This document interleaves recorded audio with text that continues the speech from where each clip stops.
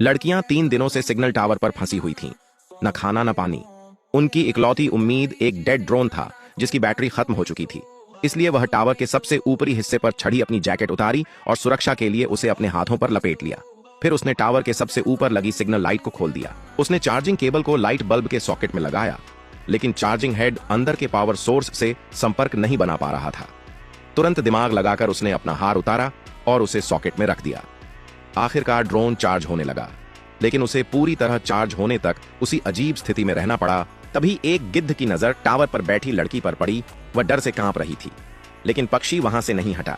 घबराहट में उसका बैकपैक फिसलकर नीचे गिर गया, लेकिन रेचल के पास उसे पकड़े रहने के अलावा कोई और रास्ता नहीं था। 2 घंटों के बाद ड्रोन पूरी तरह चार्ज हो गया और वह धीरे धीरे नीचे उतर आई। टावर से कुछ ही दूर एक मोटल था।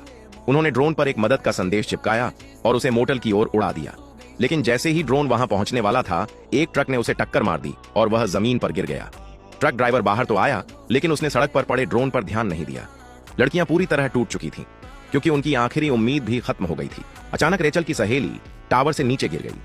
रेचल के पास यह समझने का समय भी नहीं था कि क्या हुआ। अब वह अकेली थी, टावर के ऊपर फंसी हुई। भूख और निराशा से वह बेहोश हो गई। अगले दिन वही गिद्ध वापस आया और बेसुध रेचल को देखने लगा।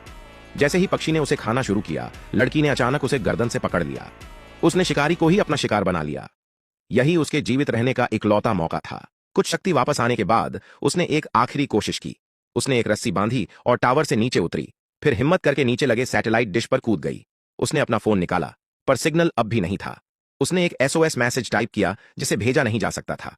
उसने अपना जूता निकाला और फोन उसके अंदर रख दिया। यह सुनिश्चित करने के लिए कि फोन न टूटे, उसने जूते को अपनी सहेली के शरीर पर बांध दिया और उसे टावर से नीचे धकेल दिया। रात होते ही आखिरकार उसे बचा लिया गया।